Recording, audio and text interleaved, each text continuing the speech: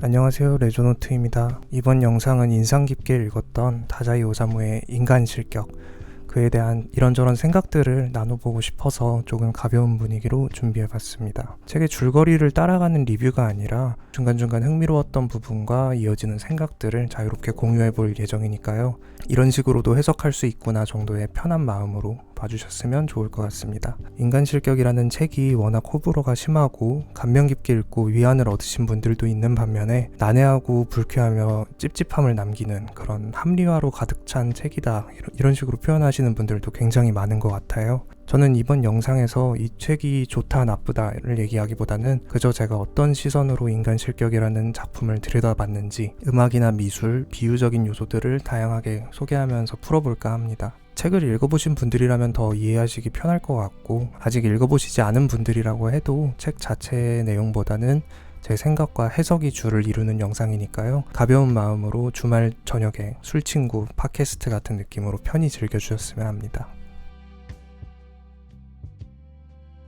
조금 거창한 소제목으로 첫 챕터를 열었는데요. 본격적으로 시작하기에 앞서 어떤 전제를 가지고 이야기를 풀어볼까 하는 생각에 이 문장이 가장 적합하다고 생각했어요. 주인공 요조의 비극적인 삶과 기행들에 공감하고 또 동질감이 느껴지기도 하는 반면에 이해할 수 없는 기이한 그의 삶이 어떤 교훈도 감흥도 주지 못하고 불쾌하게만 느껴지기도 하죠. 이 지점이 평가가 상이하게 갈리는 지점이라 생각했어요. 비인간적인, 스스로도 인간 실격이라 칭하는 주인공에게 동조할 것인가 외면할 것인가. 동조의 입장을 먼저 말해보자면 아마자라 시라는 일본의 가수이자 작곡가분의 곡 중에 내가 죽으려고 생각한 것은 이란 곡이 있어요. 아마 한국에서도 유명해서 많은 분들이 커버도 하시고 알고 계실 텐데요. 가사말 일부를 조금 읽어드릴게요. 박하사탕, 항구의 등대, 녹슨 아치교, 버려진 자전거, 나무로 지어진 역의 스토브 앞에서 그 어느 곳도 떠날 수 없는 마음. 내가 죽으려고 생각한 것은 마음이 텅 비어버렸기 때문이야. 채워지지 않는다며 울고 있는 것은 분명 채워지고 싶다고 바라기 때문이야. 인간 실격에서도 비슷한 구절이 나오는데요. 그것은 인간에 대한 저의 최후의 구애였습니다. 저는 인간을 극도로 두려워하면서도 아무래도 인간을 단념할 수 없었던 것 같습니다. 주인공 요조가 스스로 익살꾼이 되어서라도 인간 사회에 어울리고자 했던 마음, 난해하고 모순적이어서 쉽사리 이해하긴 힘든 그런 마음이죠. 노래로 다시 돌아와 보면 사탕이지만 달지는 않은 박하사탕, 소란스런 항구의 홀로선 등대, 기능을 수행하고 있지만 다가가 보면 녹슬어 있는 아치교, 더 이상 달릴 수 없게 되어버린 버려진 자전거. 우울한 상태에서는 이런 모든 이야기들이 자신의 이야기가 되곤 하거든요. 인간 실격이라는 책도 굉장히 울적하고 또 처참한 인생을 소재로 담고 있다 보니까 이런 우울함에 동조하는 마음도 생겨날 수밖에 없는 것 같아요. 반면에 인간 실격을 재미없게 읽으신 분들의 입장에선 방금 소개해드린 곡도 굉장히 난해하고 이해가 안 가실 수도 있을 것 같아요. 뜬구름 잡는 소리 같고, 그렇게 모든 것에 의미를 부여하면 너만 힘들다 하는 그런 말이 절로 나오는 것 같고, 그런 분들께 일종의 가이드로서 하나 말씀을 드리자면 MBTI, 굉장히 많은 분들이 다들 해보셨을 거예요. MBTI가 인간을 16가지 유형으로 분류하는 검사인 만큼 이를 다르게 말하면 같은 상황에 똑같이 놓여진다고 하더라도 나와 다른 생각, 행동을 취하는 사람이 최소한 15유형은 있다는 거잖아요. 거기에 개인의 경험이나 가치관, 상황을 마주하는 시기나 기분 같은 그런 맥락적인 요소들을 고려하면 그런 요소들이 전부 다 이렇게 곱적용으로 들어가게 되니까 그 경우의 수는 굉장히 다양해지겠죠. 인간 실격의 요조도 이분법적으로 이해가 된다 안 된다로 접근하기보단 그 수많은 인간 유형 중 하나라고 바라본다면 조금은 더 거부감 없게 받아들일 수 있지 않을까, 그렇게 생각을 해보고요. 그래서 하고 싶은 말이 무엇인가 하면 우리는 인간 실격에 대해 철저한 관찰자로 접근하자는 거예요. 책 자체도 서문과 후기 가운데 요조의 수기가 들어있는 액자식 구성이잖아요. 서문 및 후기에서 마담과 요조의 사진 및 수기를 발견한 나라는 사람은 관찰자 시점이고요. 저는 이 부분이 다자이 오사무가 의도적으로 구상한 부분이 아닐까 이렇게 조심스럽게 생각을 해봤어요. 요조라는 인물을 의도적으로 독자와 최대한 멀리 떨어뜨려 놓음으로써 너무 동조하지도 또 너무 외면하지도 않는 그런 적정한 선의 관찰자의 시각으로서 그렇게 바라보게끔 만들어 놓은 것 같았어요. 그래서 이 영상을 보신 분들은 인간 실격에 대해 너무 빠져들어서 스스로 우울함에 고착되시거나 혹은 얻을 것 하나 없는 불쾌함으로 외면하지 않으셨으면 좋겠어요. 이어지는 이야기들도 한번 들어보시고 조금 더 열린 마음으로 다양한 생각들도 나눠보면 좋을 것 같습니다. 이야기의 중후반부 즈음에 요조와 친구 호리키가 바니어 찾기 놀이를 하는데요. 저는 이 놀이가 사실상 인간 실격을 이해하는 데 가장 중요한 요소라고 생각했어요. 꽃의 바니어는 여자, 여자의 유이어는 창자, 창자의 바니어는 우유.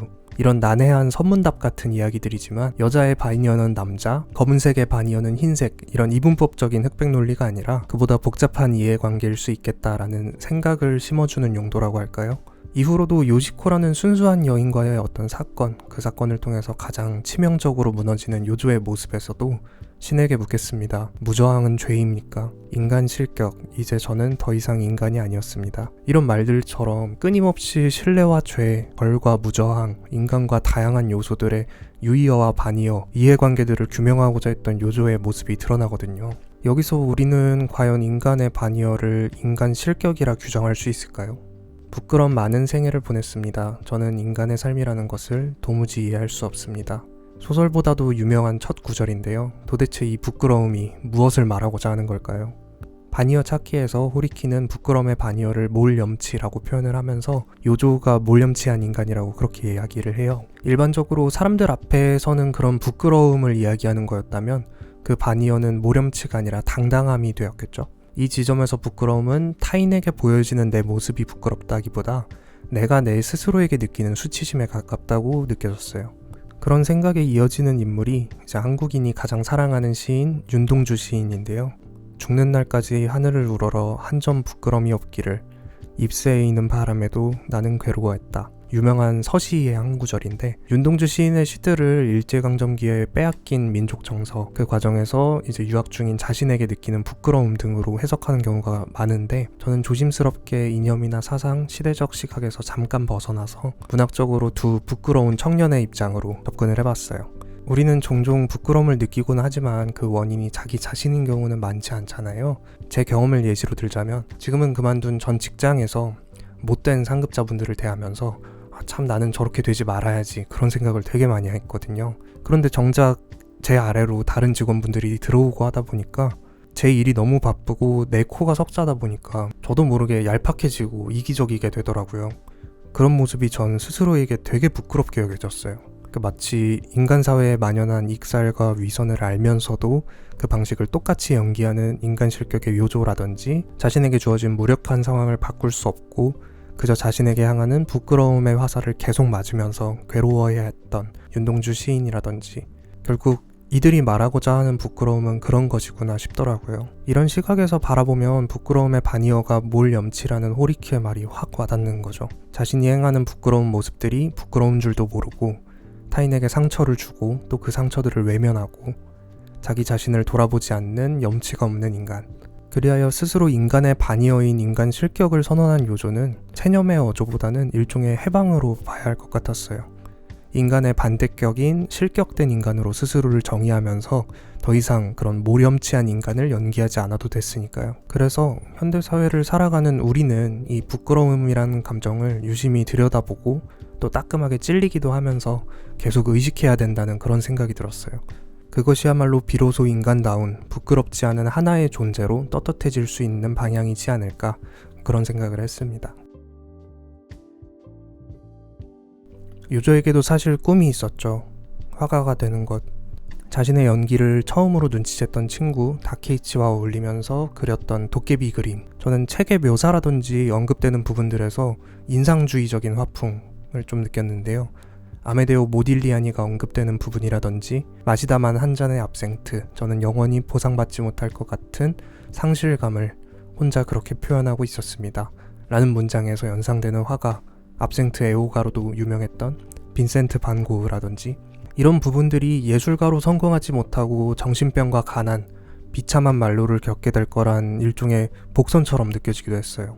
이 지점에서 소개드리고 싶은 책이 반 고흐 영혼의 편지라는 책인데요. 고흐가 동생 테오와 주고받은 편지들로 구성되어 있고 가난과 고난, 예술에 대한 갈망 등 다양한 인간으로서의 고흐를 들여다볼 수 있는 책이었어요. 고흐가 한국인이 가장 사랑하는 화가인데 반해 앞서 언급했던 모딜리아니처럼 생전에는 그림을 그렇게 비싸게 팔지도 못하고 궁핍한 삶을 살면서 그 고난들이 담겨 있다는 거는 상대적으로 너무 등한시되는 경향이 있더라고요. 재밌는 짤을 하나 봤는데, 보시면 철학책을 읽는 사람들은 굉장히 정갈한 지식인이고 자기 개발하는 건강한 사람들이지만, 정작 그 책을 쓴 철학자들은 아래처럼 술과 담배, 지독한 고독과 고난, 좌절과 우울감에 허덕이는 사람들이 굉장히 많거든요. 그래서 떠오른 질문이 우울함은 해석에 따라 예술이 되는가? 라는 것인데요. 인간 실격이라는 소설도 고흐의 작품이라든지 철학책들처럼 우울감이란 진흙탕에서 피어난 한 줄기 연꽃으로 봐야 되지 않을까. 다만 문체가 너무 직설적이고 소재들이 또 자극적이고 하다 보니까 그 지점에서 조금 평가가 갈리는 게 아닐까, 그런 생각이 들었어요. 이와 관련해서 한 가지 더 음악적으로 얘기를 하고 싶은데, 1959년에 발매된 마일스 데이비스의 Kind of Blue라는 앨범이 있는데 굉장히 유명한 재즈 뮤지션이죠. 여기서 앨범 제목의 블루를 조금 들여다보면 우리나라에선 5월은 푸르구나, 우리들은 잘한다, 파란 마음, 하얀 마음처럼 푸른색은 풋풋함, 청아함, 순수함 같이 맑고 긍정적인 의미로 귀결이 되잖아요. 이에 반해 서구권에서는 단어 자체에 우울함이라는 뜻도 포함을 하거든요. 그래서 수록곡 제목을 조금 의역해보자면 블루 인 그린은 초록 속의 우울, 올 블루스는 모든 우울함에 대하여, 이런 식이 될 수 있는 거죠. 마일스 데이비스가 흑인 뮤지션으로서 만연했던 인종차별과 맞서야 했고 개인적이고 또 만성적이었던 우울증과도 싸웠던 인물이었기 때문에 음악에 블루지한 우울한 색채가 담겨있을 수밖에 없다고 생각을 해요. 같은 색채라고 해도 이렇게 감상이 다르듯 요조의 삶, 인간 실격이라는 책, 더 나아가 어떤 다른 한 명의 인간을 보는 시각을 보다 다각적으로 접근하는 게 좋지 않을까. 나의 어떤 뒤틀린 마음에서 피어난 도깨비 그림도 다른 누군가에게는 예술이 될 수 있고, 또 반면에 다른 누군가의 푸릇하고 아름다운 음악은 깊은 우울감에서 나온 것일 수 있으니까, 어쩌면 개인주의와 몰 개성화가 팽배한 오늘날일수록 개개인의 다름과 그 내면을 더 깊이 들여다볼 수 있는 그런 사람이 되면 더 좋지 않을까, 그런 생각을 했습니다. 인간 실격을 일본 데카당스 문학의 정수라고 표현을 하던데, 이 데카당스 문학이 무엇인가 하면 사회의 안정감이 흔들리는 시기에 무기력, 우울, 파멸적인 낭만주의가 수반되고 도덕적인 교훈보다는 유미주의, 미학적 아름다움이나 감각적 쾌락주의를 담은 퇴폐적이고 관능적 문학을 데카당스 문학이라고 하더라고요. 이 인간 실격이라는 책이 쓰여진 시대적 배경도 1945년 일본의 패전 이후에 일본 사회에 짙게 내려앉은 허무주의와 우울감이 스스로 인간 실격되었다고 느끼는 이들에게 동질감이나 위로의 기능으로 그렇게 작용하지 않았을까 하는 생각이 들고, 비슷한 맥락으로 무라카미 하루키의 노르웨이의 숲, 한국에선 상실의 시대라는 더 와닿는 제목으로도 알려진 책인데요. 일본의 히피즘에서 버블 시대까지 상실과 방황, 향락과 허무함이 난무하는 데카당스적인 면모가 물씬 다가오는 소설이고, 또 우리나라에서도 IMF 경제위기의 여파를 느끼던 2000년대 초에 선풍적인 인기를 또 끌었던 책이죠. 그런 생각들의 끝에 어쩌면 현 시대, 오늘날을 살아가는 우리의 데카당스는 쇼츠, 릴스, 쇼폼 컨텐츠일 수 있겠다. 가끔 보면은 인간 실격의 요조보다도 더 익살스럽고 더 망가진 모습의 인간들이 등장하고, 감각적인 쾌락을 위해서 반복적인 배경음악이나 시각적 ASMR, AI 컨텐츠들이 너무 난무하잖아요. 거창하고 심오한 교훈보다 자극적이고 즉각적인 쾌락의 공급원이자 현실의 암울함을 잊게 해주는, 외면할 수 있는 도피처로 작용을 하는 거죠. 그래서 인간 실격이라는 책은 이런 혼란스러운 세상을 살아가는 나약한 우리에게 첫 챕터에서 말씀드렸던 것처럼 어디까지나 관찰자의 위치를 유지하면서 그 이상 몰입하거나 등한시하는 것에 유의하면서 건강하게 소비하는 것이 좋지 않을까, 그런 말을 건네는 것 같았고요. 더 나아가 그런 객관적인 관찰자로서 관대한 태도를 주변의 타인에게 전할 수 있다면 주변의 연민과 몰이의 가운데 무너져간 요조와는 달리 우리는 더 나은 인간으로 나아갈 수 있지 않을까, 그런 생각이 들었습니다. 마지막으로 인간 실격의 구절과 맞닿아 있는 음악의 가사 하나랑 또 인간 실격을 조금 더 쉽게 이해할 수 있는 약간 참고서 느낌의 소설 이렇게 하나씩 소개드리고 마무리할까 하는데요. 먼저 음악은 허회경님의 김철수 씨 이야기라는 곡입니다. 널 사랑할 용기는 아무리 찾아도 없더라고. 겁쟁이는 작은 행복마저 두려운 법이라고. 우두커니 서서 세상을 가만히 내려다보면 비극은 언제나 입꼬리를 올릴 때 찾아온단다. 겁쟁이는 행복마저도 두려워하는 법입니다. 솜방망이에도 상처를 입는 것입니다. 인간 실격에서도 스네코라는 여성의 품에서 안락함을 느끼며 상처 입기 전에 도망치려고 하는 요조의 모습이 그대로 연상되는 그런 가사말이고, 어쩌면 인간관계가 두렵고 세상이 두려운 우리네 이야기, 너무나도 흔한 이름 김철수 씨가 겪는 그런 평범하기 위한 인간의 삶을 담아놓은 곡인 것 같아요. 다음으로 책은 우리에게는 너의 췌장을 먹고 싶어 라는 소설도 있고 영화도 있고 애니메이션도 있는 되게 유명한 그런 작품인데, 그 책의 저자로 유명한 스미노 요루라는 일본 작가의 밤의 괴물이라는 책이에요. 내용을 조금만 말씀드리자면 주인공인 남자는 밤마다 괴물이 됩니다. 그리고 그렇게 괴물이 돼서 학교를 찾아갔는데 거기서 따돌림 당하던 소녀를 만나고 그 소녀와 함께 우정을 쌓아가면서 과연 그 괴물은 누구를 지칭하는 말일까? 정말 육체적으로, 물리적으로 괴물이 된 그 주인공일지, 아니면은 되게 기괴한 행보로 따돌림을 당하는 그 여자 주인공일지, 뭐 그런 식으로 과연 괴물은 누구고 인간은 누군가, 그런 생각을 해보게 하는 책인데 되게 재밌고 또 인간 실격과 비슷한 면도 있으면서 훨씬 이해하기도 쉽고 가벼운 책이니까 한번 읽어보시면 좋을 것 같아요. 그래서 이 김철수 씨 이야기와 밤의 괴물을 통해서 좀 끝을 맺어보자면, 우리는 어쩌면 그 두려움들에 너무 지레 겁을 먹고 어려운 길들을 기피하려 하진 않았을까요? 힘든 이에게 손을 내밀고 또 마음을 나누고 이해할 수 없는 사람을 이해하려고 하는 것, 그런 어려움을 이겨내고서야 보상처럼 찾아오는 행복, 그런 가치들을 외면한 채 너무 자극적인 데카당스에 취해 있던 건 아닐까, 그런 생각이 들어요. 이 긴 영상을 끝까지 봐주신 분들만이라도 서로의 다름과 아픔을 솜방망이가 아닌 솜이불처럼 다정하게 안아줄 수 있는 인간 실격이 존재하지 않는 따뜻한 세상을 위해 노력할 수 있길 바라면서 마치겠습니다.